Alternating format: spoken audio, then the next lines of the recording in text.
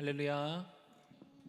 십자가 은혜로 우리 하나님 앞으로 가까이 나아갈 수 있게 하신 그 은혜를 이 시간 함께 찬양하기를 원합니다. 우리의 죄인된 모습으로는 하나님께 가까이 갈 수 없지만 주 예수 그리스도의 그 보혈로 우리가 은혜의 보좌 앞으로 나아가게 될 수 있었음을 믿음으로 고백하기 원합니다.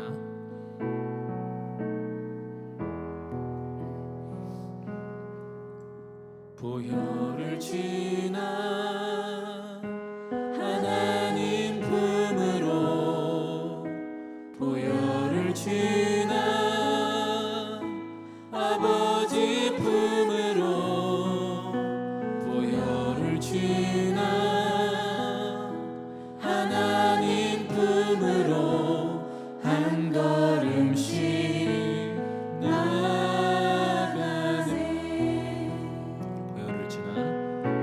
보혈을 지나 하나님 품으로, 보혈을 지나 아버지 품으로, 보혈을 지나 하나님 품으로 한 걸음씩 나가네. 존귀한 주 보혈이, 존귀한 주 보혈이 내 영을 새롭게 하시네. 존귀한 주 보혈이 내 영을 새롭게 하네. 보혈을 지나 하나님 품으로, 보혈을 지나 아버지 품으로, 보혈을 지나 하나님 품으로 한 걸음씩 나가네. 존귀한 주 보혈이,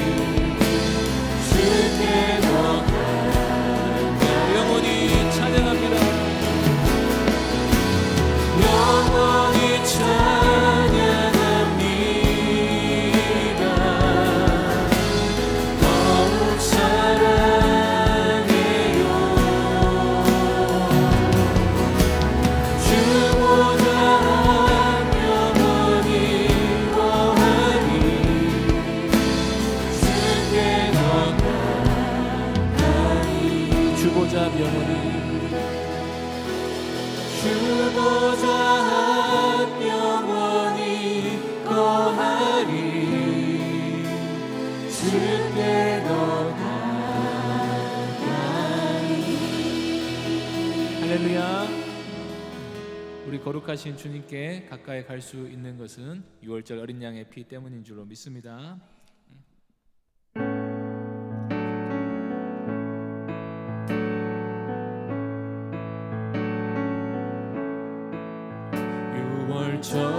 어린 양의 피로 나의 삶의 문이 열렸네.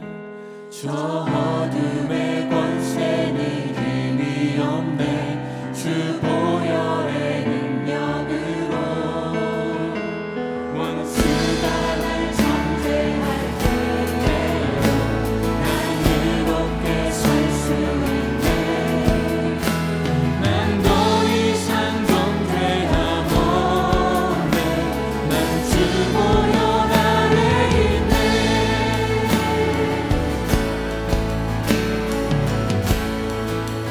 6월절 어린 양의 피로 6월절 어린 양의 피로 나의 삶의 문이 열렸네.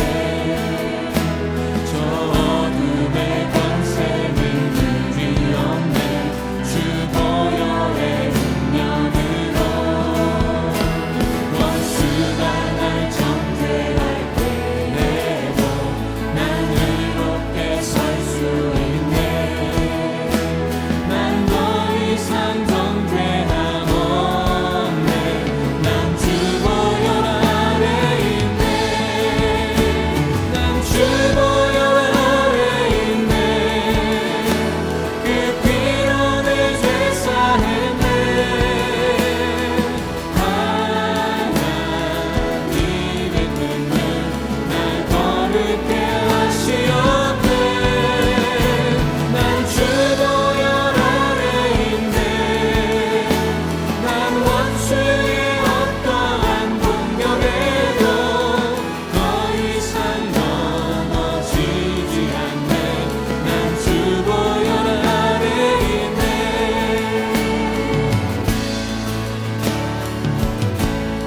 다시 한번 고백합시다. 6월절 어린 양의 피로 6월절 어린 양의 피로 나의 삶의 문이 열렸네. 저 어둠의 권세는 힘이 없네. 주 보혈의 능력으로 원수가 날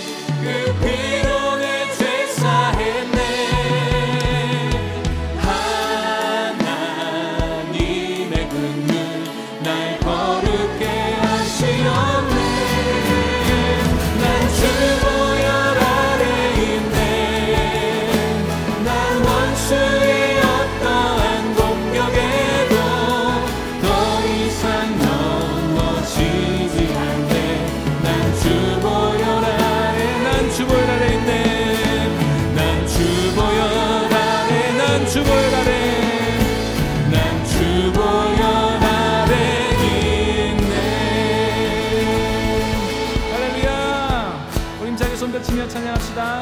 죄에서 자유를 얻게 하는 보혈의 능력, 주의 보혈. 시험을 이기고 승리하니 참 놀라운 능력이로다. 주의 보혈 능력이 있도다. 주의 피 믿으오. 주의 보혈 그 어린 양의 매우 귀중한 피로다. 육체의 정욕을 이기는 보혈의 능력, 주의 보혈. 정결한 마음을 얻게 하니 참 놀라운 능력이로다. 주의 보혈 능력 있도다. 주의 피 믿으오. 주의 보혈 그 어린 양의 매우 귀중한 피. 눈보다 더 희게 맑히는 것, 보혈의 능력, 주의 보혈. 부정한 모든 것 맑히시니 참 놀라운 능력이로다. 주의 보혈 능력 있도다. 주의 피 믿으오. 주의 보혈 그 어린 양의 매우 귀중한 피. 구주의 복음을 전할 제목, 보혈의 능력, 주의 보혈. 날마다 나에게 찬송 주니 참 놀라운 능력이로다. 주의 보혈 능력 있도다. 주의 피 믿으오. 주의 보혈 그 어린 양의 매우 귀중한 피. 주의 보혈 능력 있도다. 주의 보혈 능력 있도다. 주의 피 믿으오. 주의 보혈 그 어린 양의 다시 한번 주의 보혈 능력 있도다. 주의 보혈 능력 있도다. 주의 피 믿으오. 주의 보혈 그 어린 양의 매우 귀중한 피로. 다시 한번 주의 보혈. 주의 보혈 능력 있도다. 믿으오. 주의 보혈 그 어린 양의 매우 귀중한 피로. 갈 길을 밝히고 계시니 갈 길을 밝히고 계시니 주 앞에 빨리 나갑시다. 우리를 찾는 구주 예수 또 오도라 하시네. 죄악 벗으리 영혼은 기뻐 뛰며 주를 보겠네. 하늘에 계신 주 예수를 영원히 섬기리. 우리를 오라 하시는 말, 우리를 오라 하시는 말 기쁘게 듣고 순종하세. 구주를 믿기 지체 말고 속속히 나가세. 죄악 벗으리 영혼은 기뻐 뛰며 주를 보겠네. 하늘에 계신 주 예수를 영원히 주 오늘 여기 계시오니. 주 오늘 여기 계시오니. 다 와서 주의 말씀 듣세. 듣기도 하며 생각하니 참 들리시로다. 죄악 벗은 우리 영혼은, 죄악 벗은 우리 영혼은 기뻐 뛰며 주를 보겠네. 하늘에 계신 주 예수를 영원히 죄악 벗은 우리 영혼은, 죄악 벗은 우리 영혼은 기뻐 뛰며 주를 보겠네.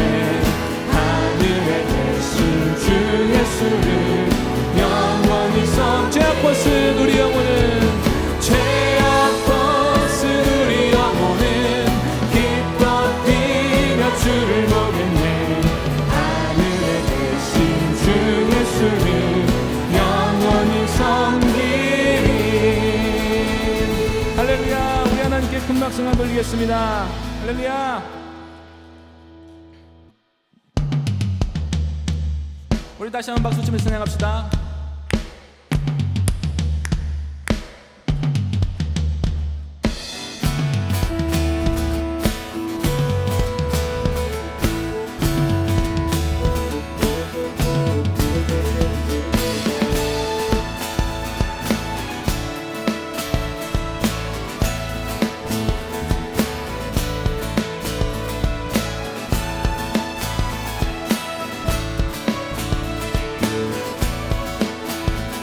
지금은 엘리야 때처럼, 지금은 엘리야 때처럼 주 말씀이 선포되고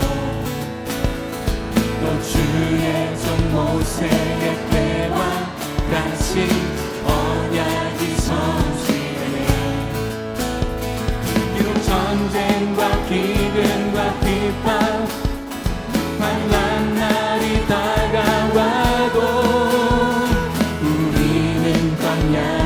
외치는 소리 주의 길을 예비하라. 보라 주님 구름 타시고 나팔 불 때에 다시 오시네. 모두 외치세. 이는 은혜의 해님 시온에서 구원이 임하네.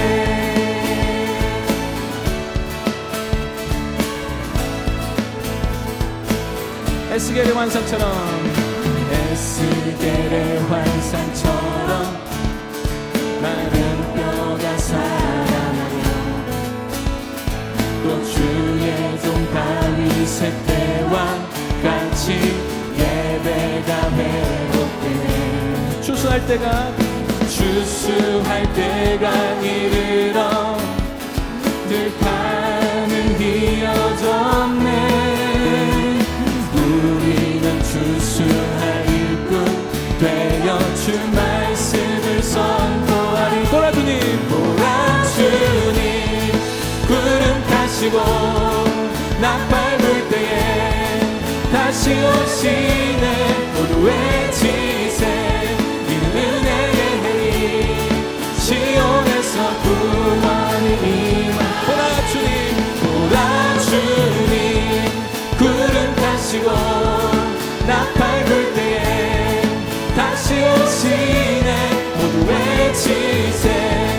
은혜의 해님 시온에서 구원이. 우리 목소리로 보라 주님, 보라 주님 구름 타시고 나팔 불 때에 다시 오시네. 모두 외치세. 이는 은혜의 해님 시온에서 구원이. 보라 주님, 보라 주님 구름 타시고 나팔 불 때에 다시 오시네. 모두 외치세. 이는 은혜의 해님 시온에서 구원이. 시온에서 구원이. 시온에서 구원이. 시온에서 구원이 임하네. 하나님께 영광의 목소리를 드리겠습니다. 할렐루야.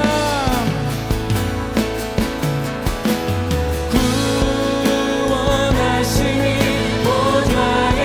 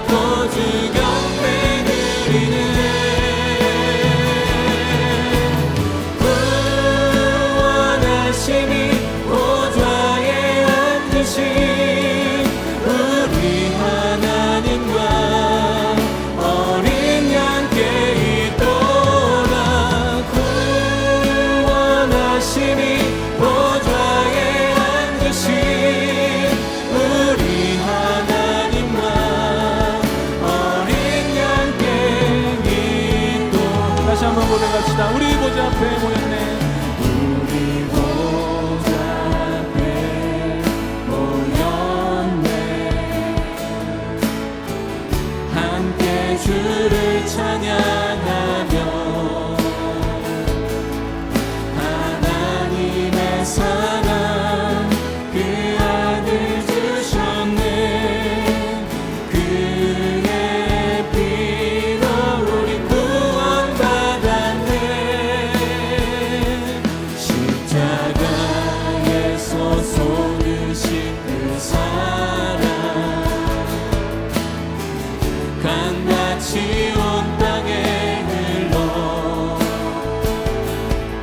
각 나라와 족속 백성 방언에서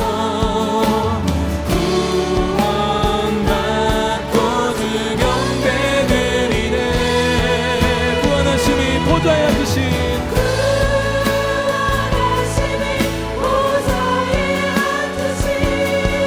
우리 하나님과 어린 양께 있도다.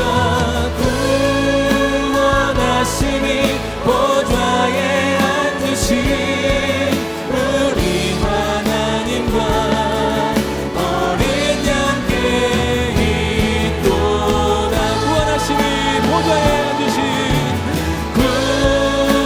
구원하심이 보좌에 앉으신 우리 하나님과 어린 양께 있도다.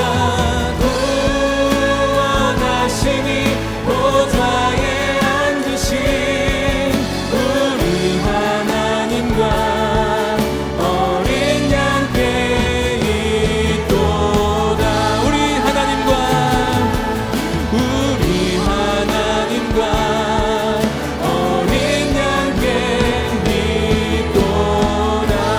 이 시간 우리 함께 기도하실 때에 예배를 통해 주의 구원의 능력을 우리에게 보여주셔서 하나님께서 우리를 사랑하시고 우리를 돌보시고 지키시며 우리를 영원한 영광의 나라에 들어갈 것을 확신함으로 믿음으로 담대할 수 있도록 은혜 주시기를 성령으로 충만케 하시기를 함께 기도하겠습니다. 하나님 아버지, 우리가 주의 은혜로 구원받아 주의 백성이 되어 주를 찬미하며 하나님의 영광을 보고 즐거워하는 그 복된 복음의 자리로 들어오게 하시니 참으로 감사합니다.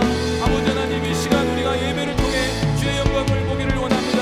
말씀을 들려주시고 진리를 깨닫게 하여 주시고 주의 구원의 능력과 복음 진리를 알게 하사 우리가 하나님을 합당하게 찬송하며 경배하게 하여 주옵소서.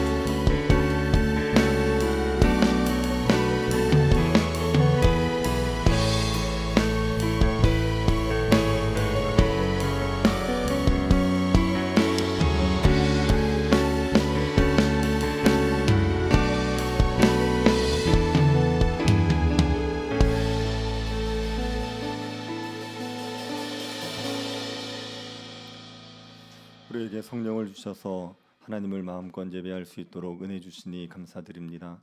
우리에게 믿음을 충만케 하시고 예수 그리스도로 우리를 충만케 하여 주셔서 복음의 증인으로 살아갈 수 있도록 은혜 베풀어 주옵소서.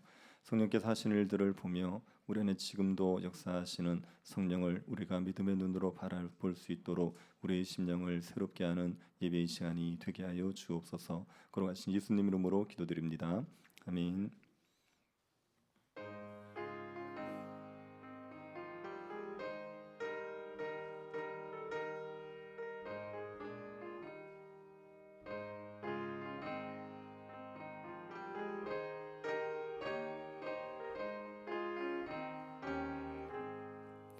흑암에 사는 백성들을 보라. 수많은 심령 멸망하겠네.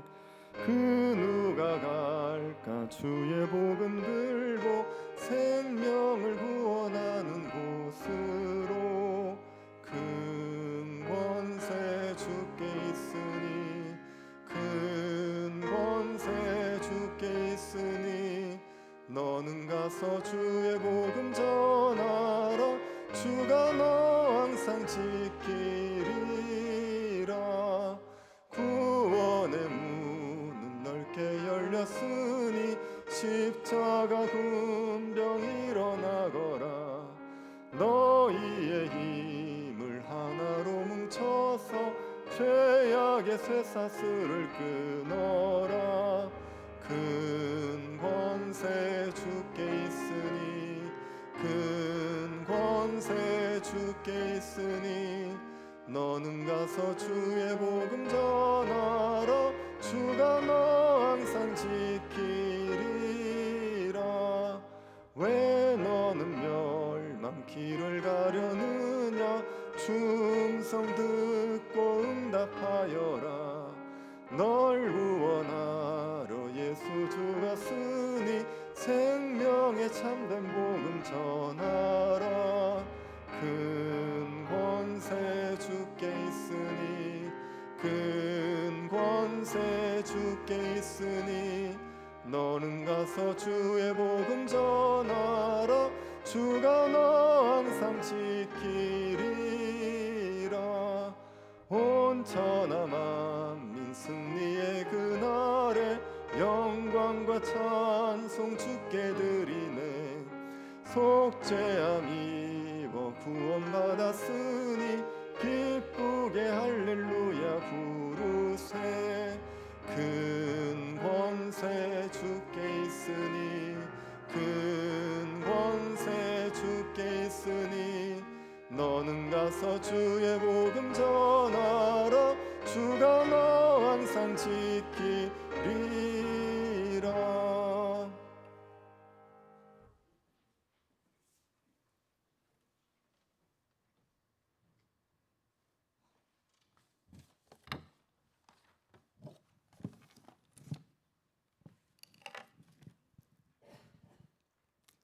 은혜와 사랑이 충만하신 하나님, 새로운 한 해에 시작하는 길 위에서 주님의 날을 맞아 오전부터 오후까지 예배 자리로 나아가게 하시고 말씀과 기도로 하루를 마무리하게 하심에 감사와 찬양을 드립니다. 지금 드리는 예배가 신령과 진정으로 온전히 주님께 전달되기를 원합니다. 우리의 생각과 마음을 온전히 주님께 드리게 하옵소서. 시간의 흐름 속에서 저희의 삶은 끊임없이 변하지만 지금 이 자리에서 변함없이 저희를 부르시는 주님의 음성을 듣게 하시니 감사를 드립니다. 지난 한 주간 동안 분주하고 어지럽던 마음을 내려놓고 오직 하나님만 바라보며 예배드리는 이 시간을 거룩하게 하옵소서. 다음 한 주간 세상에서 살아갈 때 주님만을 생각하고 의지하며 주님의 말씀대로 살아갈 수 있는 힘을 저희에게 주시옵소서. 주님의 사랑 안에서 참된 위로와 희망을 얻게 하여 주옵소서. 교회를 위해 기도드립니다.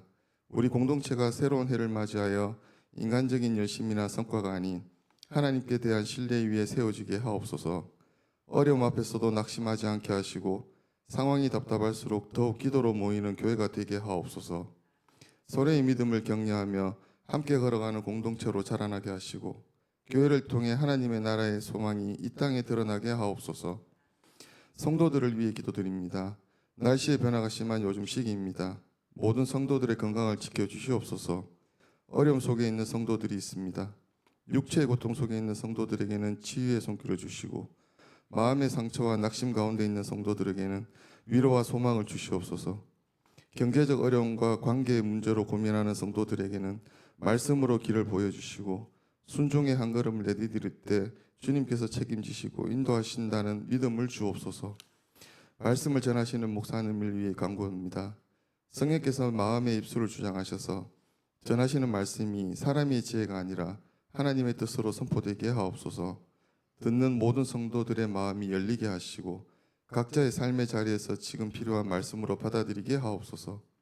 말씀을 통해 믿음의 뿌리가 더욱 깊어지는 은혜를 허락하여 주시옵소서. 하나님 아버지, 오늘 예배를 통해 저희의 마음에 새해를 붙드는 믿음이 다시 세워지기를 간절히 원합니다. 감정이나 상황에 따라 흔들리는 신앙이 아니라 주님의 약속을 기준으로 하루를 살아가는 담대함을 허락하여 주옵소서. 예배당을 떠난 이후의 삶 속에서도 주님을 의지하는 선택이 이어지게 하시고 그 믿음으로 한 해를 끝까지 걸어가게 하옵소서.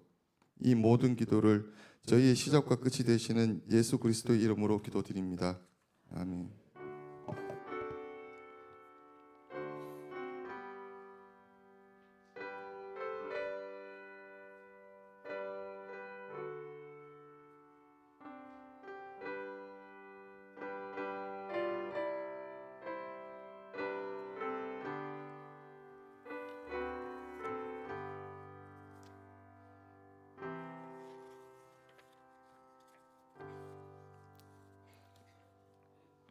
사도행전 13장 1절부터 3절입니다.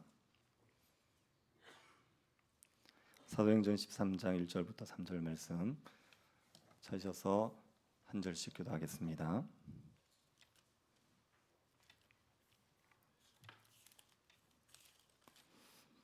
찾으셨으면 교도하도록 하겠습니다. 안디옥 교회에 선지자들과 교사들이 있으니 곧 바나바와 니게르를 아는 시몬과 구레네 사람 루기오와 분봉한 헤롯의 젖동생 마나엔과 및 사울이라. 주를 섬겨 금식할 때 성령이 이르시되 내가 불러 시키는 일을 위하여 바나바와 사울을 따로 세우라 하시니. 같이 보겠습니다. 이에 금식하며 기도하고 두 사람에게 안수하여 보내니라. 아멘. 우리가 오전에 살펴본 말씀 중에 사도행전 2장 38절 말씀을 기억하시죠? 베드로가 이르되 너희가 회개하여 각각 예수 그리스도의 이름으로 세례를 받고 죄 사함을 받으라. 그래야면 성령을 선물로 받으리니. 이 말씀이 있었지 않습니까? 이 말씀을 보시면서 혹시 의문이 드신 분이 있습니까? 알미니안주의자들에게는 이 구절이 큰 문제가 되지 않습니다. 근데 칼빈주의자들은 이 말씀을 보면 의문이 들게 되어 있습니다. 의문이 드시는 부분이 있습니까? 이 말씀에 보면 성령은 어떻게 받는데요? 예수님을 믿으면 성령을 받는다고 말하죠. 자, 그런데 우리가 알기에 믿으면 성령을 받는다고 얘기하면 믿는 건 누가 믿는 겁니까? 내가 믿는 거지요. 그죠? 이제 믿으면 성령 받는다 그렇게 얘기할 때 우리 칼빈주의 입장에서는 약간 좀 의문이 들지 않습니까? 믿음이라는 걸 우리는 누가 준다고 알고 있습니까? 그러면 믿으면 성령을 받는다고 얘기하면 그러면 좀 안 맞지 않느냐? 믿는 것 자체가 성령이 주시는 건데 근데 믿으면 성령을 받는다 얘기하는 게 잘 이해가 안 될 수가 있죠. 근데 이게 이런 구절이 또 있습니다. 에베소서 1장 13절 한번 보십시오. 같이 한번 읽어봅시다. 그 안에서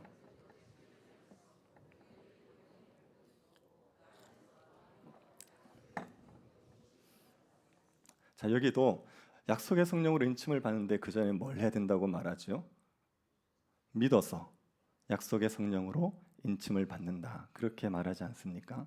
그럼 이제 우리가 믿어야 된다 그래야지 성령을 받는다 얘기하면 성경은 우리가 믿는 건 우리가 하고 그러고 나면 성령을 선물로 준다 이렇게 이야기하는 것 같지 않습니까? 근데 우리가 알기에는 믿음 자체는 성령의 역사로만 가능한 거지요. 성령이 아니고서 우리가 절대로 믿을 수가 없습니다. 그런데 이런 성경 구절을 보면 믿으면 우리가 성령을 받는다고 말하니 우리가 믿어야 되는 것처럼 생각이 드는 겁니다. 사람이 하나님의 은혜가 없이도 믿을 수 있다라고 주장하는 사람들이 펠라기우스주의자들입니다.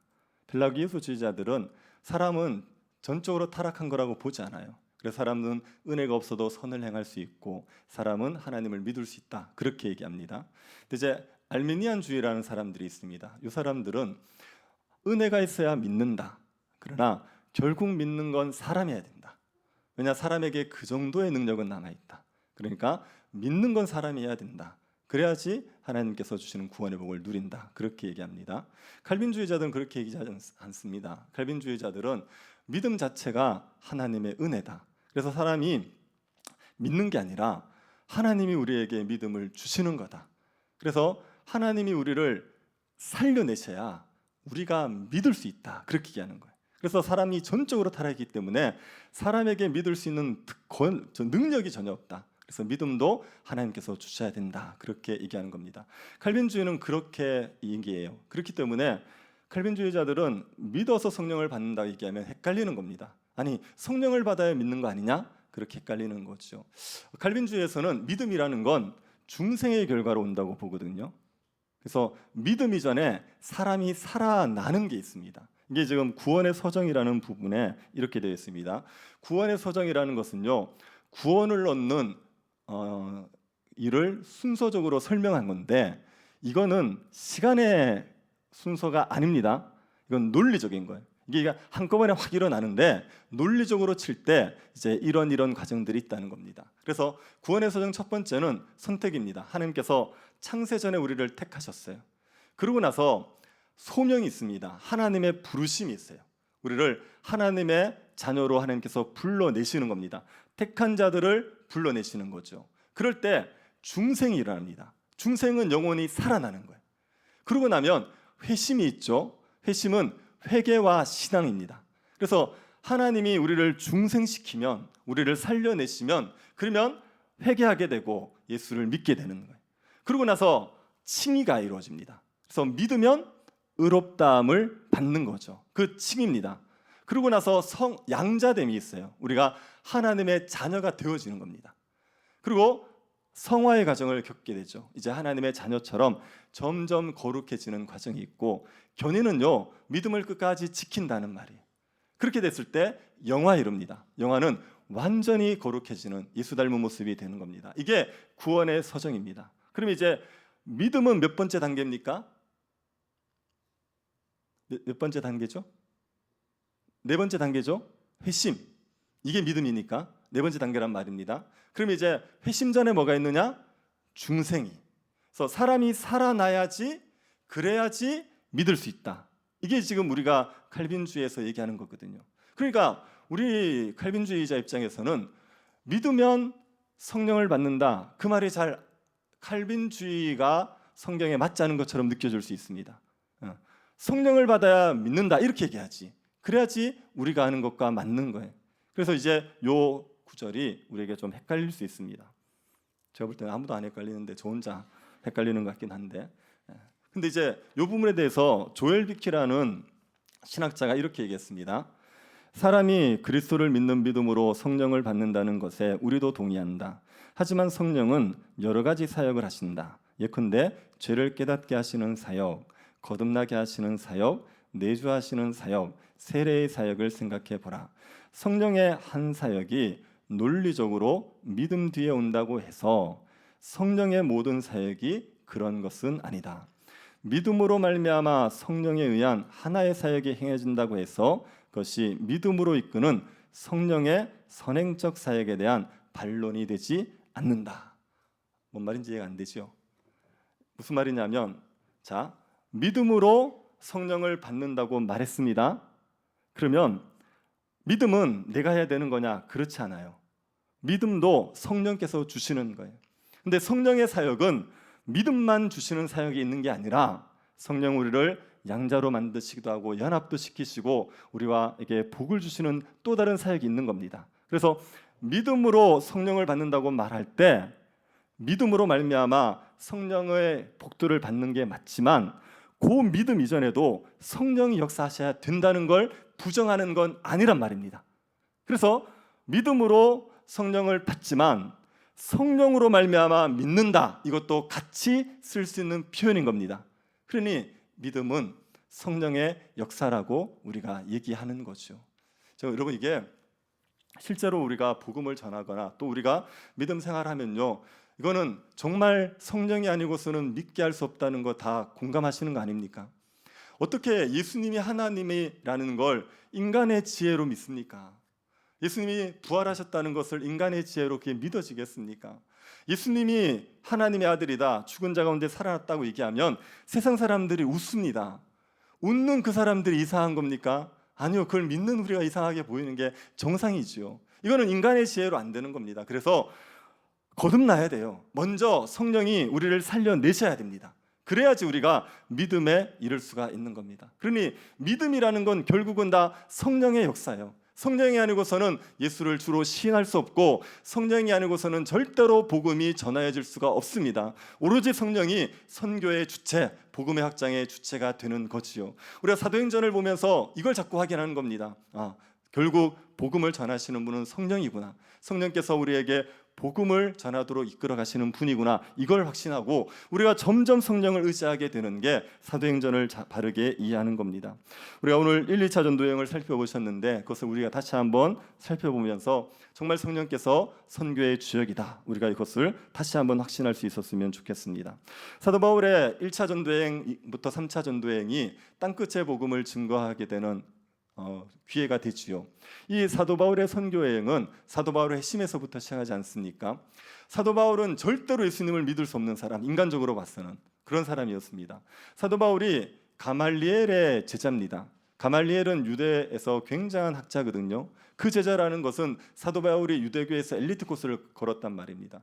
유대교에 대한 열심이 대단한 사람이에요. 그냥 유대교를 대충 믿는 게 아니라 유대교를 이끌어가는 지도자라고 얘기했을 정도로 굉장히 유대교에 몰두해 있는 사람입니다. 이 사도 바울이 예수님을 믿었어요. 어떻게 믿었습니까? 이거는 봤기 때문에 믿어요. 부활하신 예수님을 직접 봐버리고 나니까, 예수님을 만나버리고 나니까 믿게 되는 거죠. 사도 바울이 예수님을 못 만났으면 그러면 못 믿습니다. 그런데 만났기 때문에 믿는 겁니다. 그럼 우리가 예수 믿는 것도 똑같습니다. 예수님을 안 만났는데 예수님을 믿는 사람 없어요. 예수님을 봐야지 예수님을 믿는 겁니다. 여러분 예수님을 보셨죠? 네. 언제 보셨습니까? 날짜를 얘기할 수 없지만 보셨죠? 우리가요 예수를 믿을 때 그때가 우리가 보는 겁니다. 그래서 갈라디아서 3장 1절을 보십시오. 어리석도다 갈라디아 사람들아, 예수 그리스도께서 십자가에 못 박히신 것이 너희 눈앞에 밝히 보이거늘 누가 너희를 깨더냐. 갈라디아 사람들에게 너희들 예수 십자가를 봤다는 거예요. 십자가에 달리신 예수님을 너희들이 봤다고 얘기하죠. 이게 이들이 예수님을 믿은 겁니다. 믿은 게 예수를 본 겁니다. 그렇게 예수 그리스도를 봐야지만 믿는 거죠. 바울도 예수를 봐서 믿게 된 겁니다. 바울이 예수님을 믿을 때 이방인의 사도로 부름을 받습니다. 9장 15절 한번 보십시오. 주께서 이르시되 가라, 이 사람은 내 이름을 이방인과 임금들과 이스라엘 자손들에게 전하기 위하여 택한 나의 그릇이다. 사도 바울을 택하셨는데 이방인들, 임금들, 이스라엘 자손에게 전하기 위해서 택하신 겁니다. 바울은 부름을 받을 때 이미 사도로서의 사명을 받은 것이요. 그러고 나서 바울이 회심 딱 하고 나서 다메섹 도상에서 회심하고 나서 바로 다메섹에서 예수님을 전하게 됩니다. 원래는 예수님을 믿는 사람을 잡으러 갔었는데 다메섹에서 전도하죠. 예수님이 하나님의 아들이라고 외친 겁니다. 그러자 유대인들이 굉장히 당황했습니다. 자기 편인 줄 알았는데 예수를 전하고 있으니까. 그래서 유대인들이 사울을 죽이려고 합니다. 그래서 그 다메섹에서 그 예수님의 제자들이 사울을 강줄에 담아서 성벽에 달아 내리고 피신을 시키는 겁니다. 그 바울이 어디로 가냐 하면 아라비아로 가요. 아라비아로 가서 거기에서 3년 동안 말씀을 묵상하고 있습니다. 그리고 3년 후에 다시 예루살렘으로 갔습니다. 예루살렘에 갔을 때 제자들이 사도 바울을 회심한 사람으로 인정하지 않습니다. 경계하고 같이 교제하지 않으려고 그래요. 그럴 때 신원 보증을 누가 서주냐면 바나바가 서주는 겁니다. 바나바가 사도 바울의 회심을 인정해주고 그리고 제자들과 같이 지낼 수 있게 해줬어요. 거기에서 예루살렘에서도 사도 바울이 복음을 전했습니다. 그랬더니 유대인들이 너무 싫어하고 분노해서 이 바울을 죽이려고 그러는 겁니다. 그래서 형제들이 이제 사도 바울을 다소로 보내는 거죠. 다소가 사울의 고향입니다. 그 다소에서 개인적으로 복음을 전하면서 10여 년 정도를 지나게 되는 겁니다. 이때 바울이 무명의 전도자로 삽니다. 유대교에서 한때 너무 잘 나가던 사람이었는데 엘리트였는데 그런데 무명의 전도자로서 한 10여 년 정도를 지내게 되는 거죠. 이때 굉장히 고생을 했지요. 그런데 요 과정들이 있고 나서 그러고 나서 사울들이 복음을 전하는 선교사의 삶을 살게 되는 겁니다. 사람들이 복음을 전하는 일을 하는 일에 분명히 시간이 필요합니다. 회심하고 나면 예수 믿으세요라고 얼마든지 얘기하고 싶어요. 그런 전도를 할 수 있지만 정말 복음을 전해서 예수 그리스도의 이름을 영화롭게 하는 그런 삶을 살아가기까지는 충분한 시간이 필요합니다. 양육의 과정이 필요해요. 그래서 사도 바울도 회심하고 나서 한 14년 정도 훈련을 받고 나서 선교사로서의 사명을 감당한 겁니다. 쉽게 될 거라고 생각하지 마십시오. 복음 전하는 일은 회심하고 나서 충분한 훈련과 양육을 받고 나서 그리고 복음 전하는 일에 쓰임 받을 수 있게 되는 겁니다. 그렇게 사도 바울도 훈련을 받은 겁니다. 그 사이에 스데반의 순교가 있었습니다. 그 때문에 사람들이 흩어지지요.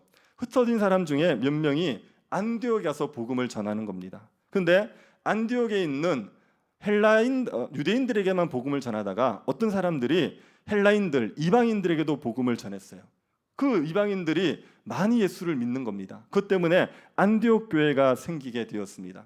예루살렘 교회에서 안디옥에 이방인의 교회가 최초로 생기니까 거기에 목회자를 파송하기로 했죠. 그래서 선택된 사람이 바나바입니다. 바나바를 보내기로 한 겁니다. 바나바가 가서 안디옥에서 목회를 해요. 그랬더니 안디옥 성도들의 믿음이 좋아지고 믿는 자의 수가 점점 많아진 겁니다. 이게 이제 바나바가 혼자 사역이 감당이 안 됩니다. 그래서 누구를 생각하냐면 바울을 생각한 겁니다. 그래서 다소에 있는 바울을 불러다가 안디옥에서 함께 목회를 하게 되었죠. 그리고 안디옥 교회가 굉장히 신실한 교회로 자라가게 됩니다. 안디옥에서 바울과 바나바가 1년간 부지런히 가르쳤더니만 교회가 건강하게 세워졌어요. 그때 예루살lem과 유다에 큰 흉년이 듭니다. 그래서 예루살렘 교회가 굉장히 어려워지게 됩니다. 안디옥 교회가 그 예루살렘 교회를 돕기 위해서 헌금을 했습니다. 안디옥 교회가 그 교회를 돕겠다고 헌금을 굉장히 많이 했습니다. 풍성하게 했습니다. 그러니 이 안디옥 교회가 얼마나 은혜가 있는지를 보여주죠. 그들도 쉽지 않을 텐데 그 어려운 중에도 예루살렘 교회를 위해서 풍성한 헌금을 한 것은 이들에게 은혜가 풍성했다는 겁니다. 안디옥 교회가 은혜가 풍성한 교회가 되었을 때 하나님께서 안디옥 교회를 사용하시지요. 이방인의 선교를 위해서 안디옥 교회를 사용하십니다. 안디옥 교회는 5명의 선지자와 교사가 있었습니다. 그중에 이제 바나바가 메인 리더십이고 그 뒤에 바울이 있었죠. 오늘날로 말하면 바나바가 담임 목사고 이제 바울은 수석 부목사인 셈입니다. 근데 어느 날 성령이 안디옥 교회에 바나바와 바울을 따로 세우라는 겁니다. 선교사로 따로 세워라, 그렇게 얘기하는 겁니다. 교회에서 가장 기둥같이 교회를 이끌어가는 그 두 사람을 선교사로 따로 파송하라는 겁니다. 안디옥 교회 입장에서는 쉽지 않겠죠.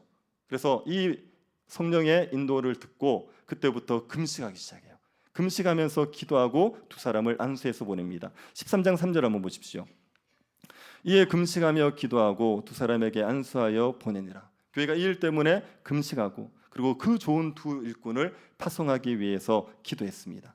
그러고 나서 하나님의 인도에 순종해서 두 사람을 안수하고 파송을 하는 거죠. 그래서 세계 선교가 시작되게 된 겁니다.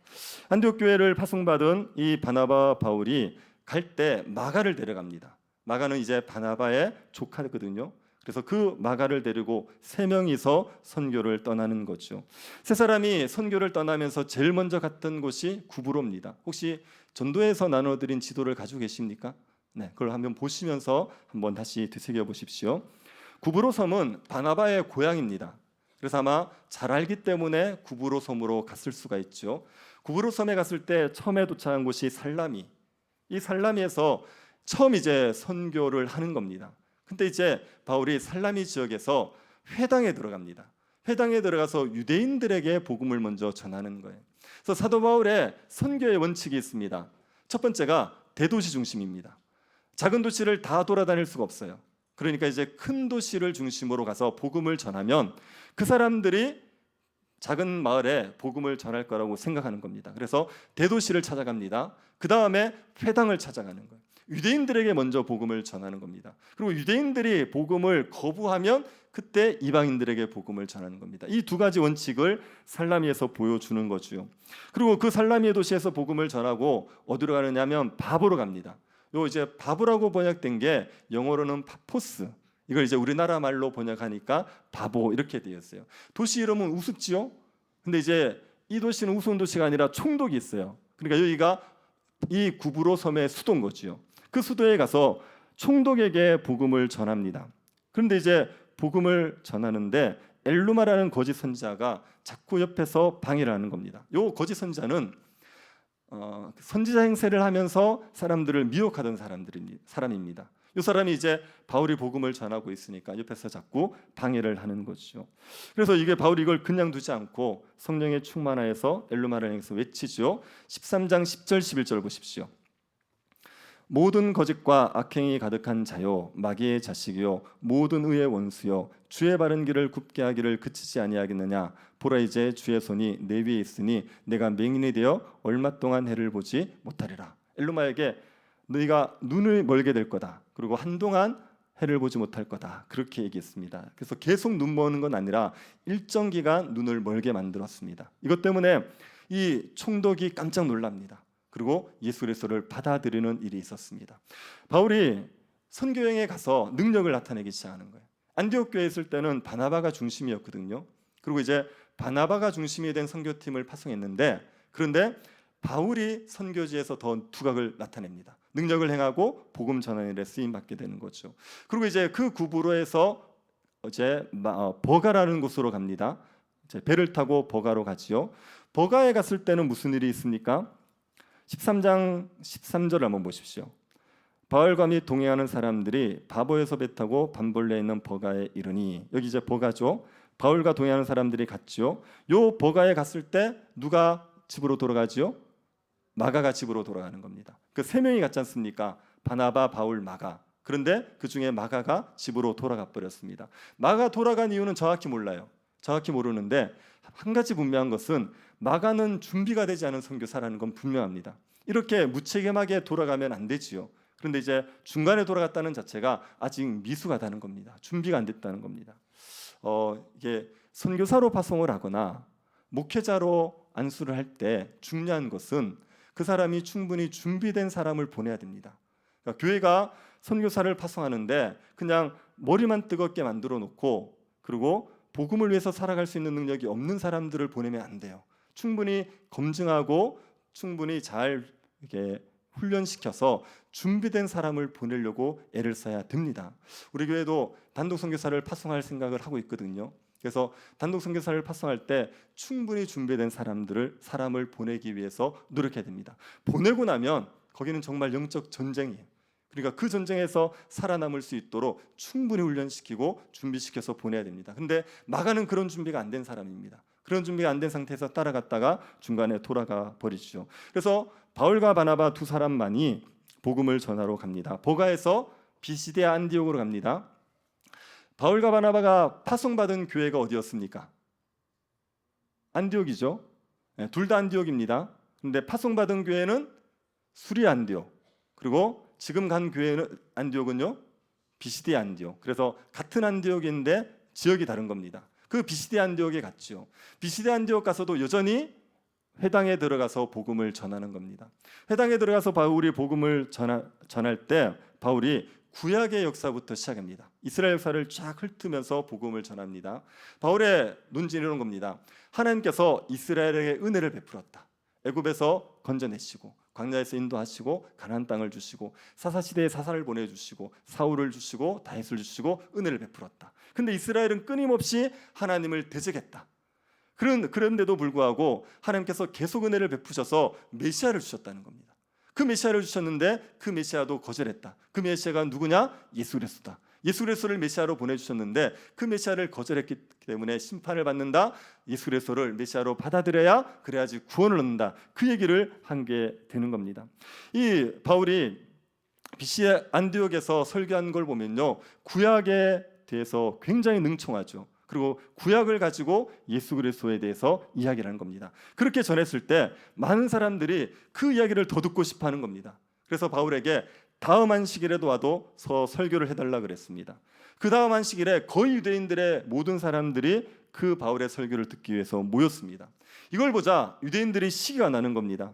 자기들이 성경을 가르칠 때 이렇게 사람들이 열광적으로 반응하지 않았거든요. 근데 바울이 복음을 전했더니 많은 사람들이 바울의 복음을 들으려고 하는 겁니다. 그래서 이게 너무 시기가 나니까 바울이 전하는 복음을 반박해요. 시기심 때문에 복음에 대해서 자꾸 반박을 하는 겁니다. 그래서 바울과 바나바가 전해주는 복음을 이 유대인들이 거부하는 겁니다. 그래서 바울과 바나바가 유대인들에게 복음을 전하지 않고 이방인들에게 전하는 거예요. 너희들이 복음을 거부하기 때문에 우리는 이제 이방인들에게 가서 전하겠다. 그리고 이방인들에게 복음을 전해요. 이방인들이 그 복음을 듣고 너무 좋아하는 겁니다. 그리고 많은 사람들이 복음을 받아들이게 됩니다. 그래서 하나님께서 영생 주기로 작정된 자들은 다 믿었다고 얘기할 정도로 그곳에 많은 이방인들이 예수 그리스도를 믿게 됐어요. 이걸 보자 유대인들이 또 시기심이 일어나서 사람들을 선동해서 바울과 바나바를 이 안디옥에서 쫓아내 버리는 겁니다. 바울과 바나바가 안디옥에 쫓겨나면서 어떻게 하죠? 발에서 신을 딱 벗어서 신을 딱 털어버립니다. 이거는요, 너희들의 심판에 나는 상관이 없다는 겁니다. 왜요? 복음을 전했잖아요. 복음을 전했는데도 불구하고 받아들이지 않았으니까 그 책임을 너희들이 져야 된다는 겁니다. 그래서 복음을 전할 때 사람들을 다 받아들이게 해야 된다고 얘기하면 안 됩니다. 그렇게 안 됩니다. 분명히 거부하는 사람들이 있어요. 그래서 우리 역할은 뭐냐면 전하는 게 우리 역할이지 받아들이게 하는 건 역할이 아닙니다. 안 받아들이면 그냥 신발의 흙을 털어버리면 돼요. 그 책임을 그냥 하나님 앞에 맡기면 됩니다. 우리는 해야 될 일은 복음을 전하는 겁니다. 그래서 BC 안디옥에서 복음을 전하다가 박해를 받으니까 다른 데로 그 다음은 쫓겨나지요. 이 사람들이 이제 이고니온으로 갑니다. 이고니온에 가서 거기에서 유대인들의 회당에서도 복음을 전했습니다. 그랬더니 많은 유대인과 이방인들이 믿어요. 그런데 믿지 않는 유대인들이 또 선동을 해서 바울과 바나바에 대해서 악감을 품게 만드는 겁니다. 그래서 사람들이 바울과 바나바에 대해서 적대감을 막 가지고 있는 상황이었습니다. 그때 이제 바울과 바나바가 어떻게 하죠? 그러니까 줄을 힘입어서 거기에서 꾸준히 참고 버티는 겁니다. 사람들이 다 악감을 가지고 적대감을 가지고 있는 상황 속에서도 예수 그리스도를 의지하여서 열심히 거기에서 복음을 전하고 있었어요. 그랬더니 하나님이 거기에 기사와 표적이 일어나게 만드는 겁니다. 그것 때문에 많은 사람들이 주께로 돌아오게 됩니다. 그걸 보고 유대인들이 또 이제 그걸 보고 시기하는 유대인들이 관리와 손을 잡아서 이 바울과 바나바를 또 쫓아내는 거예요. 돌로 치러 가는 겁니다. 그래서 그 이고니온을 도망쳐 나오게 됩니다. 그리고 간 곳이 루스드라입니다. 루스드라에서는 바울이 온탕과 냉탕을 경험하게 되죠. 루스드라에서 바울이 복음을 전하는데 거기에 나면서 한 번도 걸어보지 못한 안진뱅이가 있었습니다. 바울이 전하는 그 복음을 이 안진뱅이가 믿는 거죠. 바울이 설교를 하는데 이 안진뱅이가 믿고 있다는 걸 알아요. 보통 이렇게 설교자들은 설교하면서 이 설교를 듣고 있느냐 믿고 있느냐를 감으로 알죠. 그래서 바울도 그런 감도 있었겠지만 사도로서 이걸 아는 겁니다. 사도로서 이 사람들이 믿음이 있다 이걸 아는 겁니다. 그래서 믿음이 있다고 확신이 되니까 큰 소리로 외친 겁니다. 네 발로 일어서라. 그랬더니 안진뱅이가 일어나 버리지요. 그걸 보고 루스드라 사람들이 난리가 난 겁니다. 바울과 바나바를 하나 신으로 추앙하게 되는 겁니다. 요 루스드라 지역에는 신이 인간의 모습으로 왔었다는 전설이 있어요. 그래서 이들이 안진뱅이를 일으키자 신이 인간의 모습으로 왔다고 믿고 그래서 바나바를 나이가 많으니까 제우스 신으로 그리고 바울을 말을 하니까 헤르메스의 신으로 이제 추앙을 한 겁니다.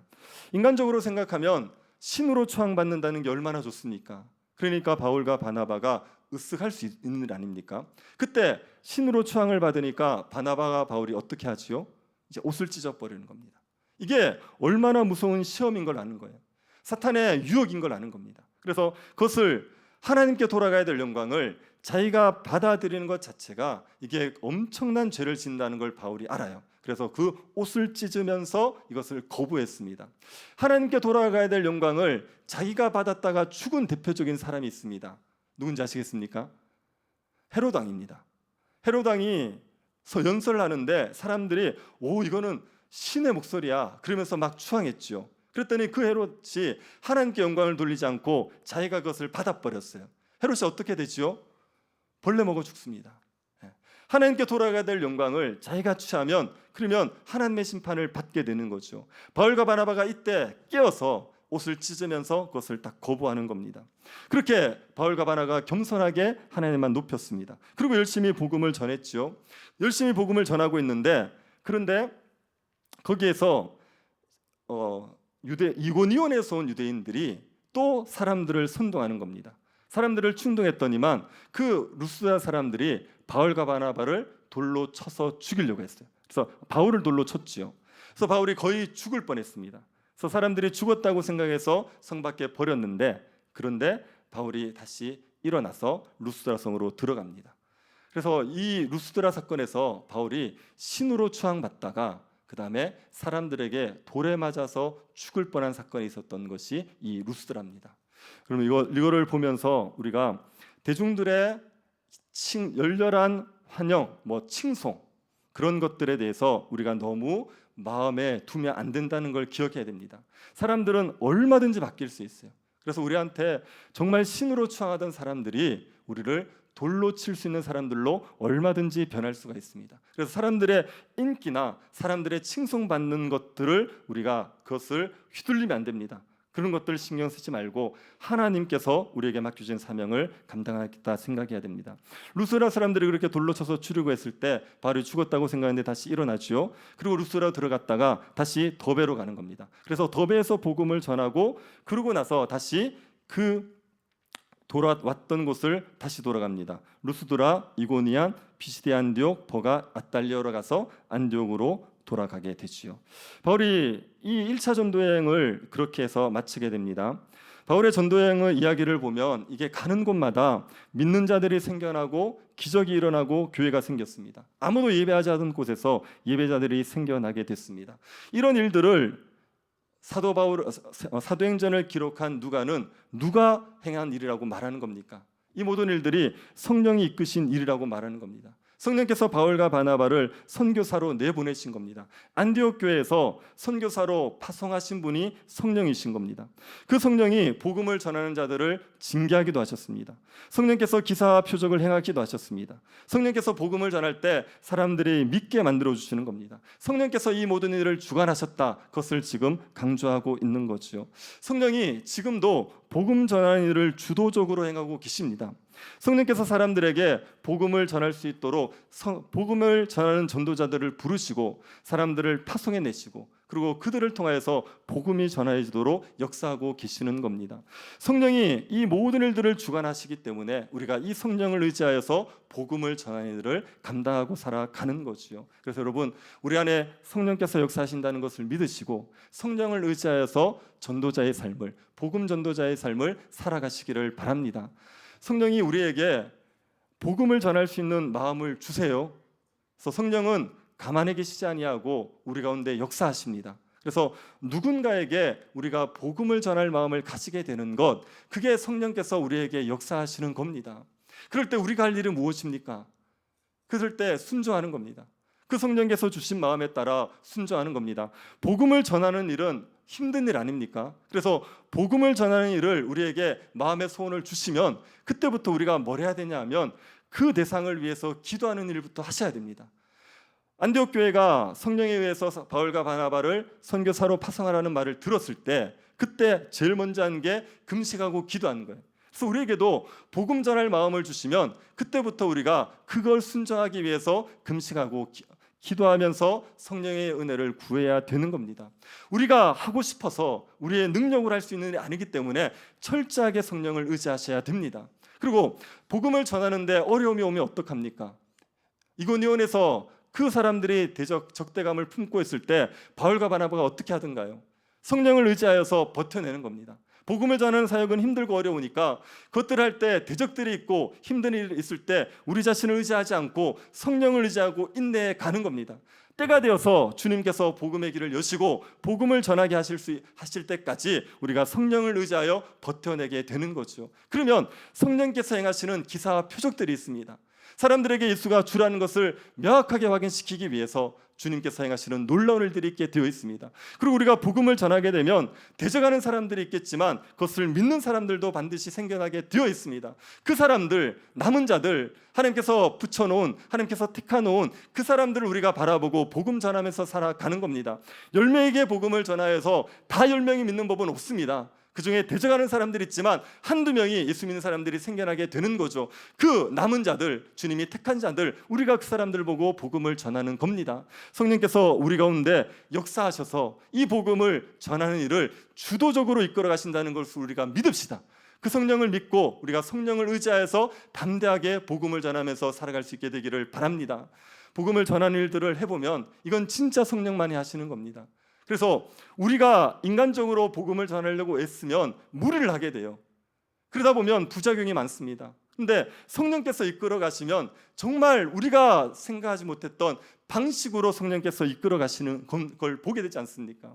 제가 저희 집 가족들을 전도하기 위해서 했던 경험이 있습니다. 저희 아버지 돌아가시고 나서 어머니 할머니가 계실 때 제가 두 분에게 전도하려고 굉장히 이제 작정하고 금식을 작정하고 두 분에게 교회에 가자고 했습니다. 그때 이제 여러 가지 마음들 때문에 어떻게든 좀 빨리 교회를 데려가고 싶은 거예요. 그래서 약간 몰아붙이듯이 제가 금식하면서 두 분이 교회를 가시기 전까지는 밥을 제가 안 먹겠다고 얘기했습니다. 저희 할머니가 굉장히 온유하신 분이에요. 그러니까 저한테 한 번도 뭐 이렇게 싫은 소리를 잘 안 하시는 분입니다. 그래서 웬만하면 다 들어주시는 분이에요. 근데 제가 할머니, 어머니 교회 가시기 전까지는 제가 밥을 안 먹겠다고 얘기했더니 저희 할머니가 굉장히 강하게 저한테 얘기하셨어요. 저한테 뭐라 그랬냐면 교회에서 그렇게 가르치더냐. 교회에서 그렇게 전도하라고 가르치더냐? 교회에서 밥 굶으라 그러시느냐? 그렇게 얘기하는 겁니다. 그리고 뭐 이런저런 얘기를 하셨어요. 그러다가 끝에 할머니가 초강수를 뒀습니다. 뭐라 그랬냐면 네가 밥을 안 먹으면 나도 밥을 안 먹겠다. 그다음에 한 마디를 덧붙였어요. 네가 5, 6월에 늙은이가 밥 안 먹으면 어떻게 되는지 알지? 그렇게 얘기하셨어요. 그래서 초강수를 딱 드시더라고요. 그 때문에 이제 제가 손을 들었죠. 이건 아니다 싶어서 제가 손을 딱 들었어요. 그리고 굉장히 마음이 상했었는데 그러고 나서 한참 좀 지나서 제가 뭐 전도한 것도 아니에요. 전도한 것도 아니고 뭘 한 것도 없었습니다. 근데 어느 날 할머니한테 교회 갈래 그랬더니 교회를 가시겠대요. 그래서 따라 나오셨어요. 그러고 나서 좀 있다가 저희 어머니가 따라 나오셨어요. 그리고 나중에 또 저희 형님이 나왔어요.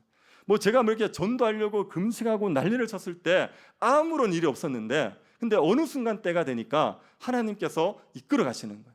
그래서 너무나도 자연스럽게 교회에 나오게 되고 그리고 예배 제사가 없어지고 추도 예배를 드리게 되고 그런 변화들이 일어나는 겁니다. 그래서 우리가 하는 게 아닙니다. 우리의 능력으로 하는 게 아닙니다. 그건 성령께서 하셔야 되는 거예요. 그렇기 때문에 성령을 의지합시다.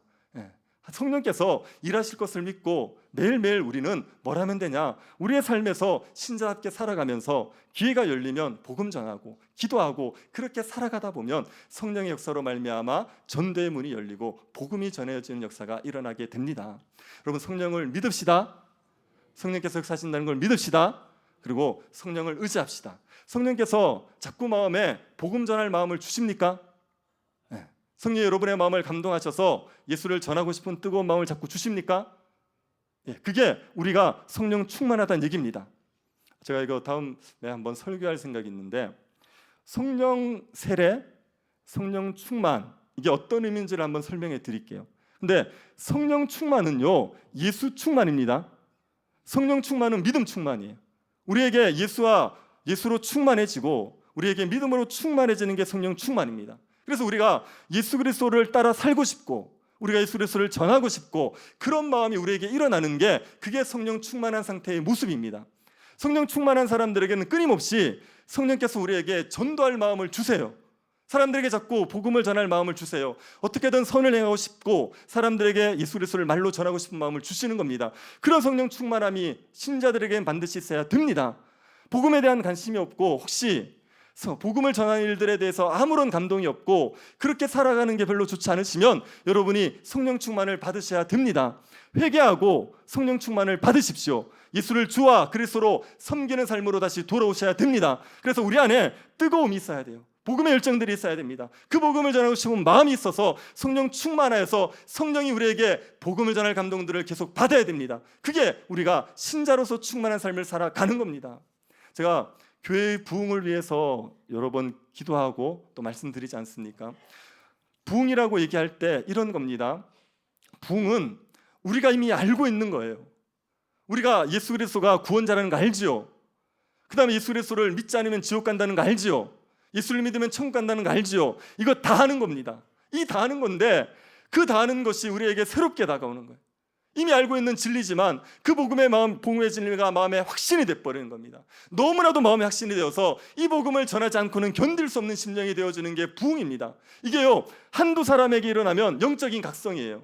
그러나 이게 집단적으로 일어나면 이게 부흥이 돼버리는 겁니다. 온 교회가 복음을 전하고 싶은 마음에 뜨거워지면 그게 부흥이 일어났다고 말하는 겁니다. 여러분 예수 그리스도를 전하고 싶은 마음에 뜨거우십니까? 복음의 열정 가운데 뜨겁게 있습니까? 그런 마음이 우리에게 한번 부어져야 됩니다. 그게 부어져야 그러니까 우리가 이 대구 지역을 향한 싸움을 해볼 수가 있는 겁니다. 이 대구 지역의 복음을 들고 나아가는 일은 그 안디옥으로 가는 일, 이고니온으로 가는 일, 루스드라로 가는 일과 똑같아요. 우리에게 대한 적대감을 가지고 반감을 가진 무수히 많은 사람들이 있을 겁니다. 그들 앞에 담대히 복음을 전하는 일은 우리의 능력으로 되지 않습니다. 성령의 능력으로만 가능한 일입니다. 그 일을 위해서 성령이 우리에게 역사하셔야죠. 우리에게 다시 한번 복음의 열정들을 주시고 복음을 전할 마음들을 주셔야죠. 그래야지 우리가 담대히 복음을 외치면서 살아갈 수가 있습니다. 그러니 성령을 의지합시다. 성령을 구합시다. 하나님께서 우리에게 주신 이 놀라우신 자원들 이것들 사용해서 복음 전하는 일을 우리가 힘껏 감당할 수 있도록 우리에게 성령을 주시기를 기도합시다. 하나님께서 성령을 부어주셔서 우리에게 다시 한번 복음의 증인이 되어진 역사들을 주시고 또 복음이 전해질 때 영혼들이 살아나는 역사가 끊임없이 일어나는 그런 역사들을 보게 되기를 간절히 바랍니다.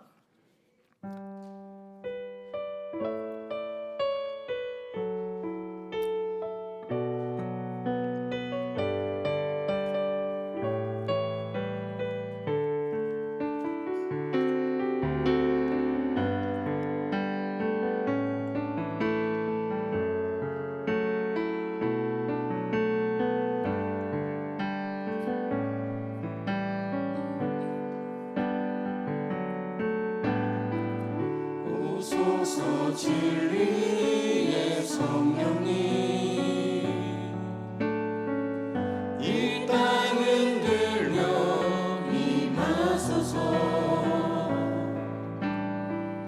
거짓과 탐욕 죄악에 무너진 우리 가슴 정케 하소서. 오소서 은혜의 성령님 하늘 가르고 임하소서. 거룩한 불꽃 하늘로서 임하사 타오르게 하소서. 주 영광 위에 부흥의 불길 타오르게 하소서. 진리의 말씀 이 땅 새롭게 하소서. 은혜의 강물 흐르게 하소서. 성령의 바람 이 땅 가득 불어와 기도 입은 주의 순결한 백성 주의 영광 위에 이제 일어나 열방을 치유하며 행진하는 영광의 은혜를 주소서. 은혜의 성령님 오소서 진리의 성령님 하늘 가르고 임하소서. 하늘 가르고 임하소서. 거룩한 불꽃 하늘로서 임하사 타오르게 하소서. 주 영광 위에 부흥의 불길 부흥의 불길 타오르게 하소서.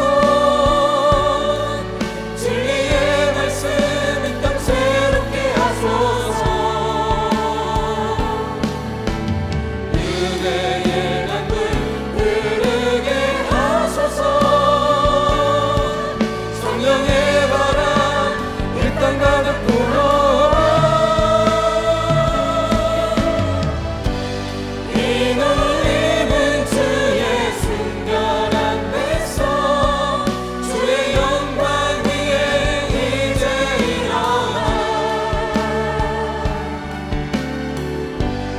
열방을 치유하며 행진하는 영광의 은혜를 주소서. 같이 한번 기도합시다. 우리 가운데 부흥의 역사를 하나님께서 허락하여 주시기를 구합시다. 성령을 우리에게 부어 주시기를, 우리에게 성령이 계신 거 믿습니다. 성령이 우리에게 역사하고 계신 것도 믿습니다. 그런데 우리에게 성령을 부어 주셔서 우리가 다시 한번 복음의 증인이 되어질 수 있도록, 복음을 전하는 삶들을 감당하며 살아갈 수 있도록 우리에게 은혜를 주시기를 구합시다. 성령께서 우리에게 복음을 전할 마음을 주시고 여러 환난 가운데서도 복음을 전할 수 있게 하여 주시고, 복음을 전할 때 예수 그리스도를 주로 믿는 역사들이 일어나게 하여 주시고 기사와 표적이 나타나게 하여 주시고, 다시 한번 이 땅에 복음이 영광스러워진 일들이 일어날 수 있도록 우리에게 은혜 베풀어 주시기를 구합시다. 특별히 우리가 다음 세대에 복음을 전할 수 있는 교회가 되게 하여 주시기를 구합시다. 다음 세대들 가운데 예수 그리스도를 전할 수 있게 하여 주시고 다음 세대를 세울 수 있는 교회가 될 수 있도록 우리에게 은혜를 허락하여 주시기를 구합시다. 이 천동 지역에도 복음을 전할 수 있도록 우리에게 성령 역사를 허락하여 주시기를 같이 한번 기도하도록 하겠습니다. 하나님 아버지, 저희들에게 은혜를 내리워 주셔서 성령께서 우리에게 역사하여 주시옵소서. 주님의 부흥의 역사가 우리 가운데 다시 한번 일어나기를 원합니다. 주님의 진리 역사가 우리 가운데 다시 한번 나타나게 되기를 원합니다. 하나님 우리를 돌아보아 주시옵소서. 우리에게 은혜를 내리워 주셔서 주님이 하시는 일들을 보며 우리가 성령을 의지하여 성령으로 말미암아 주 역사들이 일어나기를 간구하며 주일들을 이루어갈 수 있는 주의 인생들이 되게 도와주시옵소서. 하나님 아버지, 우리에게 예수 그리스도로 충만케 하여 주시옵소서.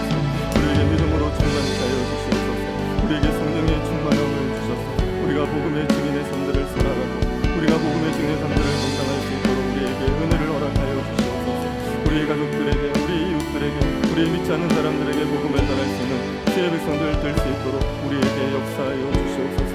아버지 하나님의 은혜를 베풀어 주셔서 우리가 복음을 증거할 때 주의 기사와 표적이 나타나게 하여 주시고, 우리가 복음을 전할 때 예수의 이름이 높여질 일들이 일어나게 하여 주셔서 주께로 영혼들이 돌아오는 일들 우리가 누리며 살아갈 수 있도록 은혜를 허락하여 주시기를 원하옵나이다.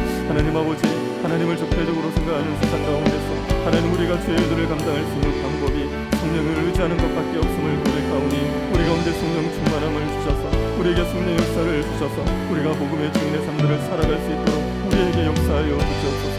우리에게 은혜 베풀어 주시옵소서. 우리에게 성령으로 말미암은 죄들이 일어나게 하여 주시옵소서. 우리에게 신이 놀라우신 은혜를 우리 곁에 넘기하지 않고 복음을 증거하고 살아갈 수 있는 백성들 될 수 있도록 우리에게 은혜 허락하여 주시옵소서. 우리에게 성령 충만한 역사를 내리고 주시옵소서.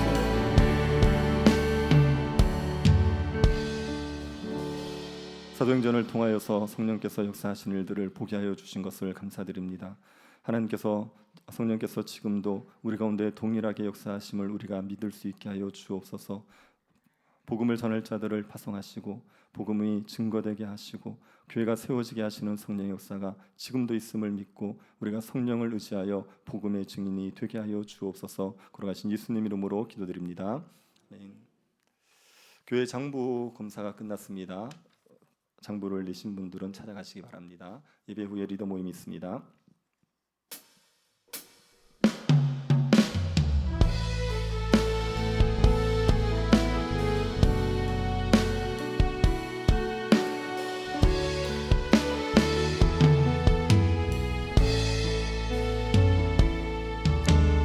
예수의 얼굴을 구하며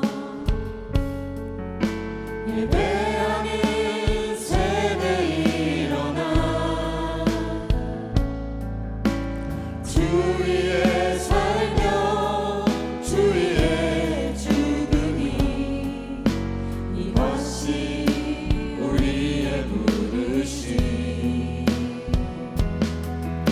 살기 위해 주 따르지 않고 죽기 위해 주를 따르며 내 가진 것 모두 주를 위해 드리리. 주님의 일 행하시옵소서.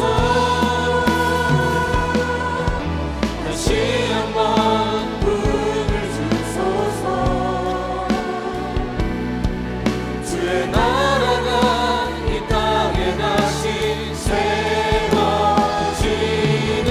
그 영광을 우리 보게 하소서. 주 예수의 영광을 다시 한번 분을 주소서. 주의 나라가 이 땅에 다시 세워지는 그 영광을 우리 보게 하소서. 주 예수의 영광을. 여호와는 내게 복을 주시고 너를 지키시기를 원하며 여호와는 그의 얼굴을 내게 비추사 은혜 베푸시기를 원하며 여호와는 그 얼굴을 내게로 향하여 두사 평강 주시기를 원하노라. 아멘.